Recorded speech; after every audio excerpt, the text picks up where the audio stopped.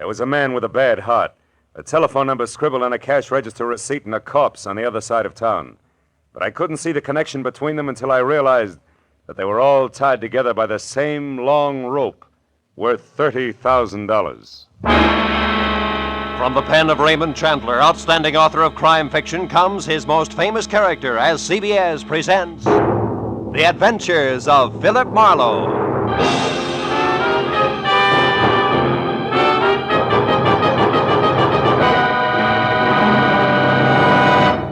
And now, with Gerlad Mohr, starred as Philip Marlowe, we bring you tonight's exciting story, The Long Rope.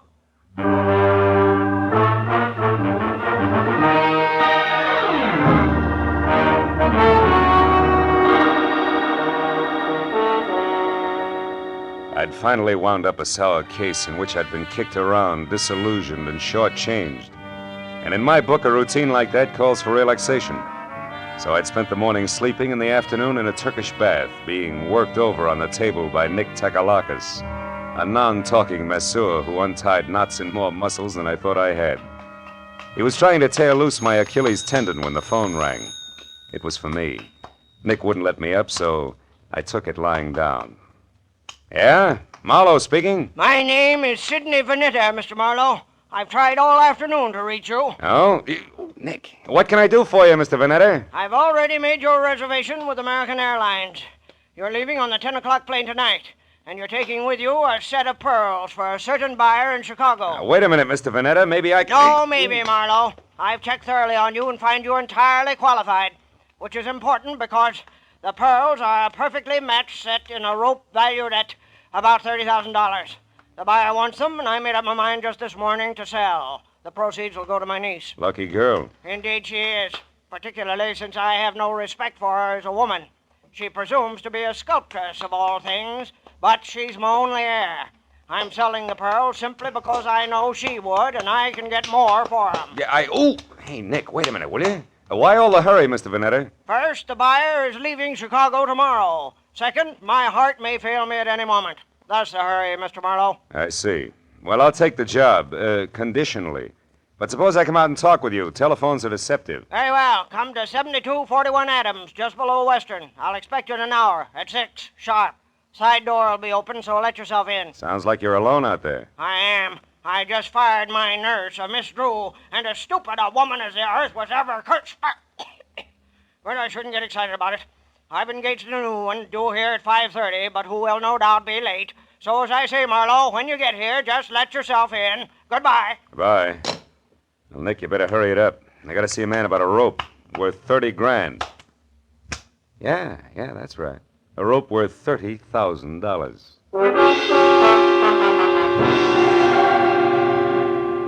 Vanetta's place on Adams was a big, fancy, and dirty gray place. 40 years ago, it had been a proud, expensive house. But now it squatted at the back end of a rundown yard like a bitter old man too tired to move. I found the side door unlocked and went in. The hallway was dusky and had the odor of moldy wool. I called Vanetta's name but got no answer. So I poked on in until I heard the snapping of an open fire. It came from the library. A big chair was drawn up in front of the fireplace, and there Vanetta sat, his chin sunk deep in his chest and his eyes closed. I coughed, but he didn't hear me, so I stepped close and shook him gently by the shoulder. All it took was a gentle shake. He sagged forward and poured out of the chair like stiff syrup. Mr. Vanetta was dead. I started for the phone to report the body, but then I heard gravel crunch in the driveway. Someone else was coming in that side door, so I stepped out into the hall and waited. Mr. Vanetta, it's... Oh. Who are you? Philip Marlowe, who are you? Steve Temple. I'm Mr. Vanetta's business agent. Here on business now? Yes, I am. It's all the same to you. I came to see Mr. Vanetta regarding some pearls. So if you'll excuse... Oh. Yeah, the pearls can wait. Their owner's dead. So it finally happened, huh? You're taking the news very well, Temple. I've been expecting it every day for 5 years. You found him, I suppose? We had an appointment at 6. He wanted me to fly his pearls to Chicago. What are you staring at, Temple? Why, there's a bottle of medicine here. What about it? For years, he's kept this stuff beside him in case of an attack. Yet, when he actually needed it, it was over here on the sideboard out of his reach. Ironic, isn't it? Very. He fired Miss Drew, his old nurse, today, and didn't expect the new one until 5:30. Say, do you happen to know her name? No one. You mean he's engaged a new nurse? That's right. She's an hour late already. Yeah. Well, for once, that doesn't matter to Mr. Vanetta. Say, Temple, are you acquainted with his niece? Vivian Russell? Mm-hmm. Of course. She's a sculptress. There's a studio out on Fountain, near Bronson, I believe. She was to get the proceeds from the pearls. Well, I assumed that, although nothing was ever said. She's his only heir. Where would those pearls be now? He kept them in a wall safe behind that picture there, consistently against my advice. Yeah, sure. Opens with a key. Where would that be? He carried it with him on his watch chain. Why? Hey, what are you going to do? I'll take a look at the pearls and then have them impounded. Yeah, this must be the key. Now, let's open it up. It's there, that velvet case. As big as an overnight bag. Must be some string of beads. It is, Marlowe. Here, let me open it. There. Why, it's nothing but tissue paper. Yeah. It's not too surprising. While Temple called the police and tried to keep the details straight on a natural death and an unnatural theft, I went over the room again with a new viewpoint. All that turned up without an easy explanation was one, a cash register receipt for $1.34 with the phone number Republic 2809 penciled on the back. And two, the peculiar position of Mr. Vanetta's medicine bottle, which Temple had already noticed. I dropped the receipt in my pocket and told Temple to wait for the law. He gave me his home address and phone number, and I promised to check in with him later and left. The first stop was a phone booth where I dug into the nurses' registries and hit pay dirt on the fourth call. Miss Drew? Yes, we have a Miss Drew. Is she the one who worked for Mr. Sidney Vanetta but was fired this afternoon? That's his opinion. Actually, Miss Drew quit. All right, have it your way. Where can I get in touch with her? She's right here where she's been since 3 o'clock this afternoon. What is the nature of your business, sir? Never mind. You've already answered my question. But look, Mr. Vanetta hired another nurse to replace Miss Drew. Is the new girl one of yours? Absolutely not. Mr. Vanetta will never get another nurse from this registry or from any other that I know of. You're so right. He's utterly impossible to please in any way, and we're through trying. Goodbye. Well, Miss Drew was in the clear, and Vanetta began to focus as a pretty odd Johnny. But I was still trying to figure why the new nurse hadn't shown up when I reached for a cigarette and brought out the cash register receipt with the phone number on the back. So I tried it. Republic 2809. It rang, but nothing happened. I got in my car then and drove up to Hollywood and out Fountain to Bronson, where the only Vanetta heir, Miss Vivian Russell, had a studio. It was a converted double garage with a lot of north windows, so her new close-to-the-ground Hudson sat outside in the driveway. The adjoining four-room apartment looked cozy enough, if you liked wading through chunks of marble and eating off of last week's newspaper. Yeah, I was braced for a dowdy Amazon with broken fingernails as I rang the bell. That's why the dainty 118 pounds of taboo-scented blonde, who was clad in 10 chartreuse yards of whispering silk cut like lounging pajamas, caught me as flat-footed as a duck when she opened the door. Hi. Did you want something? Yes. Yeah. My name is Marlowe. I'd like to speak to Miss Vivian Russell. You are. So go ahead and enjoy yourself, Marlowe. May I come inside? I have some bad news, Miss Russell. Oh, sure. Come on in. Now, shall I sit down or just hang on to something? Suit yourself. Your uncle, Mr. Vanetta, died this afternoon. Oh, his heart finally gave up, did it, huh? Yeah, but you shouldn't go all to pieces like that, Vivian. Now, wait. He meant nothing to me, but I'm glad his suffering is over. The pearls are missing, too. Well, really? What happened to them? They were stolen, and don't tell me that means nothing to you, because you're getting the money, $30,000 worth. What? Uncle Sidney intended to give me the money from those pearls? How do you know that? I'm a private detective. He told me he was my client. Oh, then you're out of a job. Say, how would you like to work for me, Marlowe? I'm serious. Now I want those pearls back, you know. Now, for $25 a day in expenses, it's a deal. Now, you tell me something. Who did your uncle hire today to replace Miss Drew? The nurse? Hmm.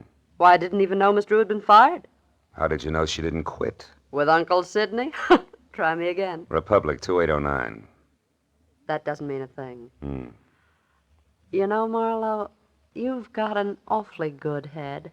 Are you speaking as a sculptress or just an ordinary chiseler? And what is that crack supposed to mean? You didn't know you were getting the money legally. You might have taken the pearls yourself. Oh, stop it, Marlowe. Okay, client.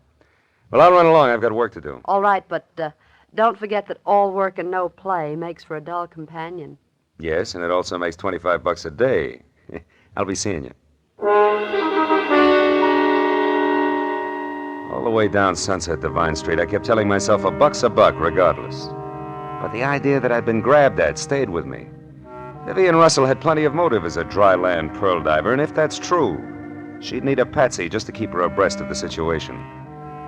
I turned north on Vine and twisted up Beechwood Drive to 2000, the number Steve Temple had given me. He had had 2 hours of playing 20 questions policeman style, and I figured it was time to check his score. Also, Temple was the man to fill in a few blanks on my new client for me. His place was dark, but I got out anyway and started up the walk to his door. I'd gone about a dozen steps into a tunnel of overhanging shrubs when I heard it. Psst. Hey, you. I turned as a man stepped out onto the walk and came toward me slowly. He was tall, wiry, with a thin, arrogant face that sneered out from under an expanse of forehead big enough for 3 sets of eyebrows. All shaggy. We're gonna have a talk, Mr. Temple. Hey, you're not Temple. Now we both know that. I'm a friend of his. What do you want with Temple? I've got a message for him, but it's personal. Who from? Like I say, it's personal, mister. I'll be back later. Come here. I said I'm a friend of Temple's. If you got a message for him, I'll see that he gets it. Well, okay, then. Tell him that some of his friends are too blasted nosy. Go! The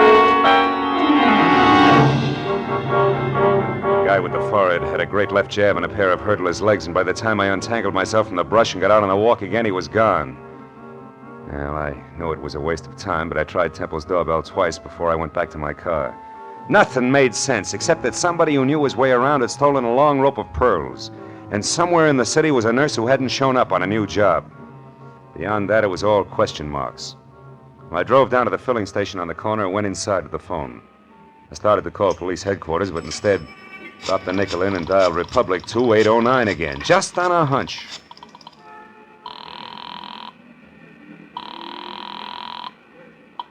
Lieutenant Ibarra speaking. Ibarra? I didn't dial you, Ibarra. What? This is Marlowe. Well, you got me anyway.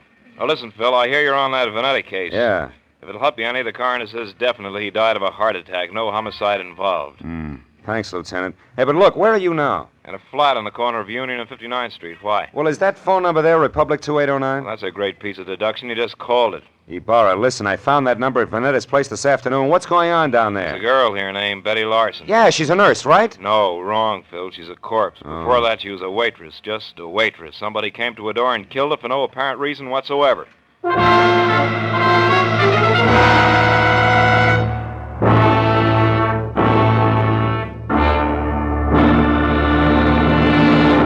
In just a moment, we will return to the second act of The Adventures of Philip Marlowe. But first, Jack Benny will be along on CBS tomorrow night with one of his funniest shows ever. In addition to his regular hecklers, Dennis, Don, Phil, Mary, and Rochester, Claudette Colbert and Vincent Price will pay a call on Jack.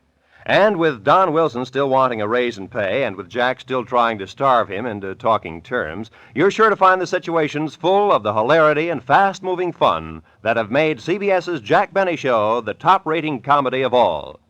Yes, remember, CBS also means Catch Benny Sundays. Now, with our star, Gerlad Mohr, we return to the second act of Philip Marlowe and tonight's story, The Long Rope.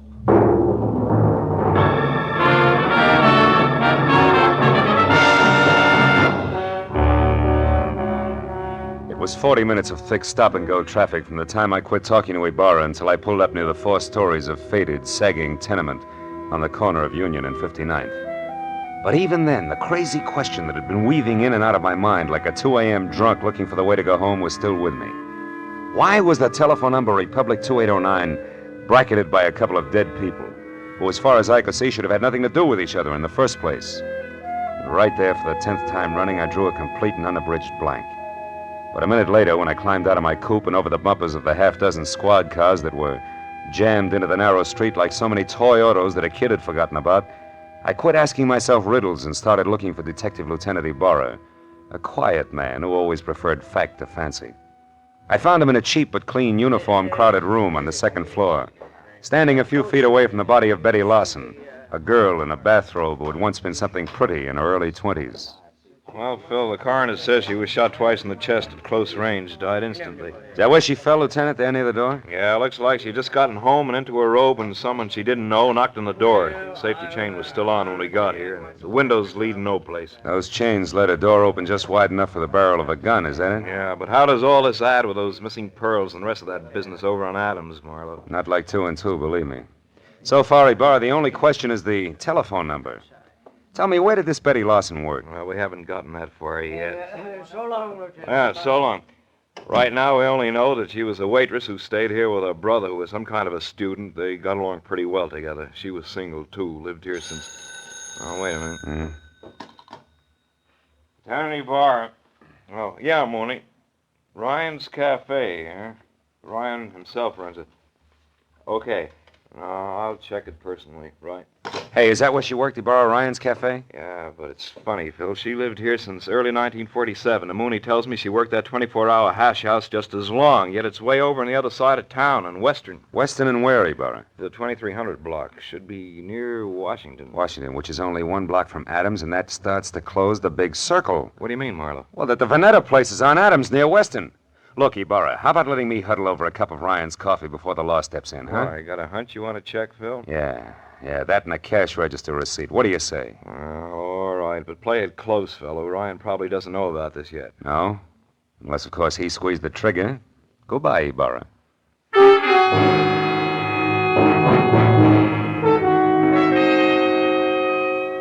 I was a half hour getting over to Ryan's Cafe on Western, which turned out to be a lot of steamed-over plate glass, bragging about a 40-cent hot roast beef sandwich in 2-foot-high white chalk letters. And inside, the motif was the same. Everything that Mr. Ryan sold was a bargain. I slid onto a shaky stool opposite a cash customer who was something dirty in a torn overcoat buried deep in a handicap of sheet and coffee. He looked up once, grinned no teeth at me, then hollered for Ryan in the kitchen, who said that he only had 2 hands and would be out in a minute. But before those 60 seconds ran out, I looked around, and over in a corner, in a collection of trash piled next to a broom, I saw a very welcome piece of paper. It was a brother of the cash register receipt that I'd found on Sidney Vanetta's desk, the one that had tied Betty Lawson's murder onto the rope of pearls. I turned back to the counter just as Ryan started toward me. He was a little bigger and a little better looking than the average ape, and on his right arm, under thick, coarse black hair that was long enough to braid, there was a tattoo of a dancing girl who, if Ryan ever shaved about his wrist, would freeze to death. What'll it be, mister? Coffee? Yeah, and a little information. You know Sidney Vanetta, Ryan? That screwball with a bum ticker over on Adams? Yeah, I know him. Why? What's up? His time on Earth, for one thing, he's dead. Too bad. Should have taken it easier. Cream? No, pearls. What'd you say? Nothing. Ryan, who brought that tray up to the Vanetta place this afternoon? I did. Sure it wasn't Betty Lawson? I'm positive. None of the girls would go near that place. Vanetta was hard to get along with. Now you tell me something. What are you, mister? Newshound, collection man, or cop? Getting warm, Ryan. I'm a private detective named Marlowe. I'm thrilled. Good night. Before I finish my coffee? Before I throw you out. I don't like too many questions. Not even easy ones, huh? Like who murdered Betty Lawson? Betty's dead? Yeah. Over in a flat on 59th Street, shot twice with a .32. When'd you last see her, Ryan? Why, a couple of hours ago when she quit for the night. Marlowe, the cops got any idea who did it? I don't know. Right now, they're looking for a boyfriend. You're crazy. Betty didn't have a boyfriend. Outside of you? Outside of me. So I'm going over to straighten them out now. Mitzi!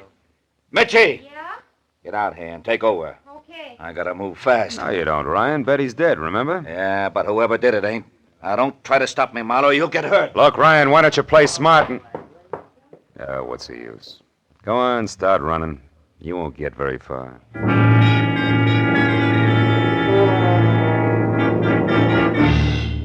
For the first time that night, I felt sure of what I was saying.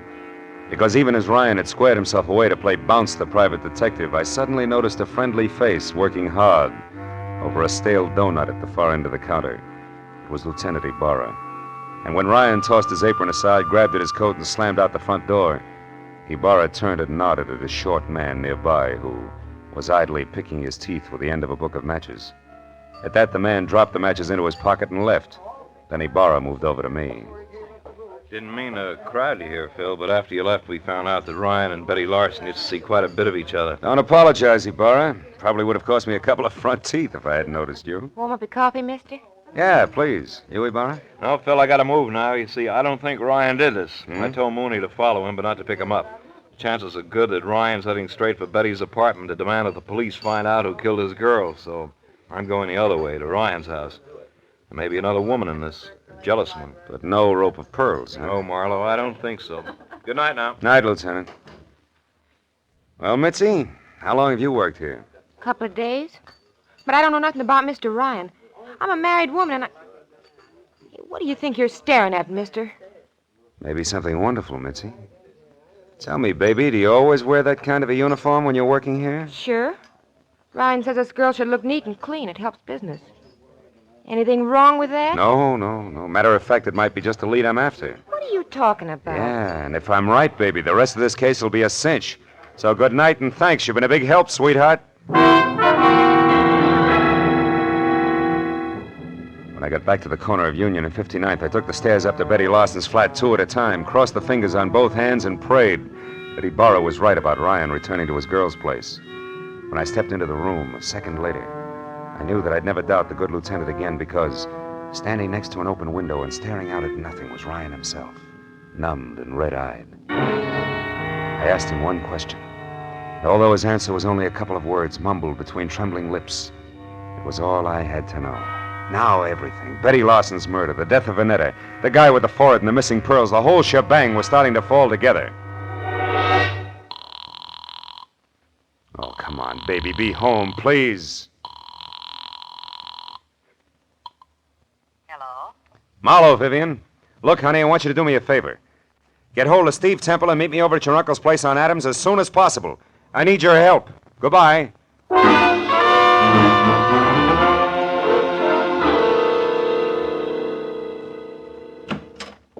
Well, Marlowe, what took you so long? I understood you needed our help and in a hurry at that. I had quite a way to come, Temple. Is Vivian here? Yes, Marlowe, Vivian's here, and that means that we can stop counting noses. Now, why do you need our help? Catch someone who stole once and murdered twice? Murdered twice? That's right. You know, it's my guess that whoever stole that rope of pearls also moved Vanetta's medicine out of reach when his heart started skipping beats. Can you prove that? No, I can't, but it doesn't matter, really, because the guilty one also killed a party named Larson. And when you pay for one, Vivian, you paid for them all. I don't follow you, Marlowe. Who are you talking about? I'm not sure, but this much is certain. Vanetta called me at 5. When I got here at 6, he was already dead and the pearls were gone. Now, I figured that whoever took them argued with him first, which makes that person, 1, somebody who knew Vanetta, and 2, responsible for the old man's death. Then the new nurse couldn't possibly have been the one who stole the pearls. No, but the new nurse could have been the one who overheard everything while standing right here. Haven't you been able to find this nurse? No, not yet. But sooner or later, honey, I'm sure we'll catch up to him. Him? Yes, Temple, I said him. Nurse Larson is a male with a lot of forehead and few ethics. The person you killed was a Sister Betty, a waitress. And don't move, Temple, or I'll be glad that I was forced to put holes in you. Temple's the one? He stole the rope of pearls? Yeah. But this Nurse Larson who saw him do it got in touch with him, right, Temple? It was filthy blackmail. Which you were going to stop by a filthier murder, and you almost did. Because somehow or other you got the right room in the right house on Union and 59th, but the wrong party. Isn't that about it, Temple? Yes, Marlowe. That's about it. Oh, leave me alone, Temple. Now, Marlowe, you don't shoot me without going through Vivian first. Dear Vivian, Sidney's precious niece was going to have the pearls all to herself. Don't move, Marlowe. It'll cost Vivian her life if you do. I doubt that very much, Temple. Larson. That's right. Joe Larson, forehead and all. Now, you, Temple, step away from that girl or I'll tear you to pieces. No, Larson, no. Now, we can still do business like you said in that note you sent me. I'll split with you. Shut up. You forget 2 things, Temple. First, you tried to kill me. And second, you did kill my sister. Now, why don't you run for it? Or are you afraid?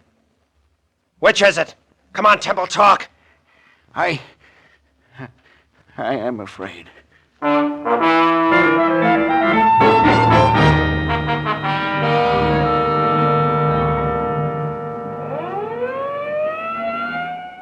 Marlowe, that just about winds things up. Yep. Joe Lawson sent up for attempted extortion, and Temple... Sent up for good. Mm-hmm. Say, Marlowe, when you called a while ago and said that you wanted Temple and me to help you, did you know then that Temple was the murderer? No, I didn't, Vivian. Then I only knew that whoever had killed Betty Lawson had mistaken her for the new nurse, and that the actual nurse was Betty's brother, Joe. Where'd you get hold of that, Phil? Well, it started in Ryan's Cafe, Barra, just after you left. I had nurses on the brain, I guess.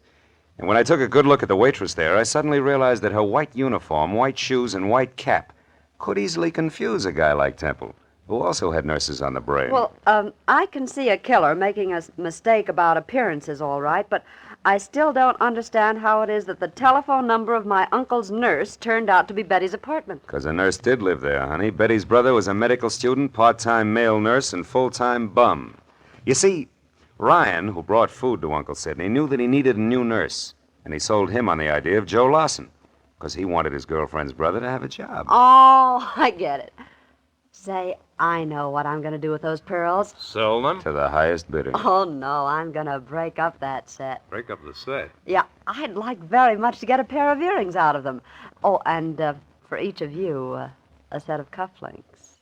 Good night, gentlemen.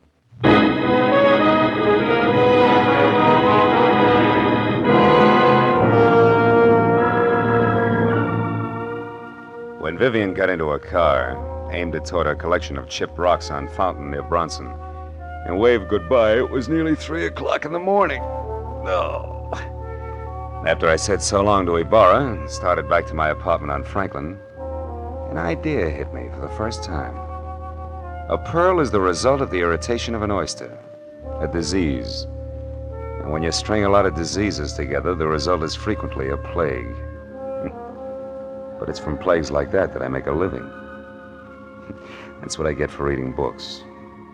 I wonder if I'll ever go any place where I can wear pearl cufflinks.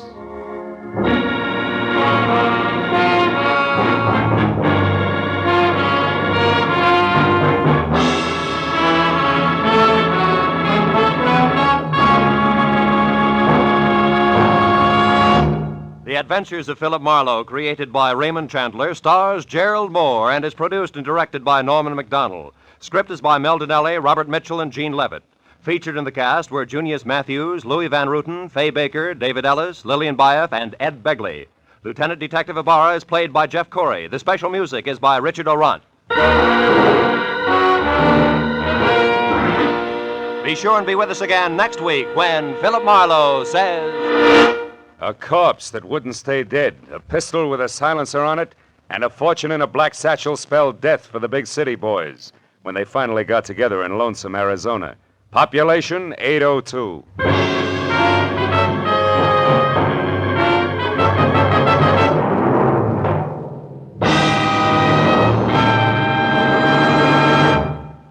Stars light, stars bright, and that's no optical illusion. The brilliant gleaming list of stars on CBS tomorrow night. Van Johnson's the star on the Prudential Hour drama. Spike Jones will positively appear in a sketch getting the war paint off Bob Hope's latest movie. Jack Benny will have Claudette Colbert and Vincent Price as his special guests. Amos and Andy, Dashiell Hammett, Sam Spade, and Lum and Abner are the next bright stars in line. Then Helen Hayes, First Lady of the Stage, starring on her Sunday night Electric Theater, followed by Hollywood's own Eve Arden in the wonderfully comic series Our Miss Brooks. In the next to closing, another bright comedy, Life with Luigi, and the whole star lineup, topped off by the world's most brilliant addlepates, the experts on It Pays to Be Ignorant. Jack Benny's program will come to you over all of these same stations, and the others in this vast array of stars will be heard over most of them. Top writers, top directors, and top stars of American show business come to you on CBS. Now, stay tuned for Gangbusters, which follows immediately. This is Roy Rowan speaking for CBS, the Columbia Broadcasting System.